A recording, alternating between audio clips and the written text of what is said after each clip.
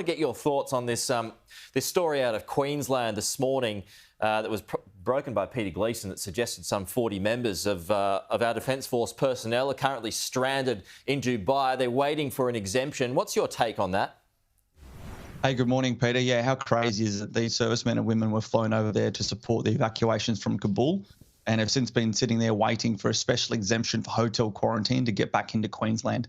And I believe that exemption is on its way, but it's only after it hit the front pages of the newspaper. And I believe one of your reporters was key in first launching that as well. But let's just take a quick moment to have a look at, federal forces being denied entry back into Australia. They deployed quicker than we can get them back to their home country. So how do you summarise it all? Is it a lack of respect for the work that our Defence Force personnel are doing here and a lack of appreciation for the high-risk job that they've done? Oh, it's just demonstrating a broken system, Peter. Even last week, I was engaging with the Queensland Premier's office to try and get the grandmother and aunt of a soldier who died, unfortunately, in a training accident up there in Townsville, trying to get them into Queensland, double vaccinated, speaking with the Premier's office. It's like, no, you need to speak with the Chief Health Officer's office. The system is broken. There needs to be federal intervention here.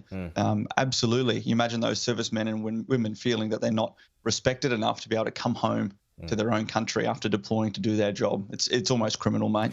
Last time we spoke, Heston, both of us had serious reservations about the Taliban moving forward, and you outlined how much that they are cowards in the way that you were fighting against them, and they had been pitching themselves as a different kind of Taliban this time around that's going to lead Afghanistan going forward. We've seen pictures overnight of them breaking up a women's protest and a march in Kabul with gunfire, and some journalists were rounded up there too. Is that an indication that, well, things aren't different? Absolutely, Peter. And just for the people at home to remember, the Taliban you're seeing coming forward and providing media statements aren't the Taliban that are there on the ground. At the moment, it's those Taliban foot soldiers and those who, for many years, have been awaiting this radical takeover and to go back through their traditional ways. They're not just going to toe the party line. You're going to see this inner fracturing and splintering off left, right and centre, and you're going to see some of them moving towards the much more radical and extreme. It's ISIS-K, forming their own groups. When the media attention leaves Kabul, and it's not just Kabul, it's the rest of the country, but it's already happening in the rest of the country, you're going to see the Taliban go back to the way that they are.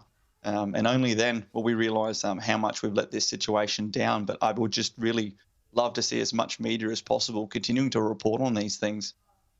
Yep, all right. Fair enough. Heston Russell, thanks for your time. Short and sweet. Thank you, Peter. Have a good day.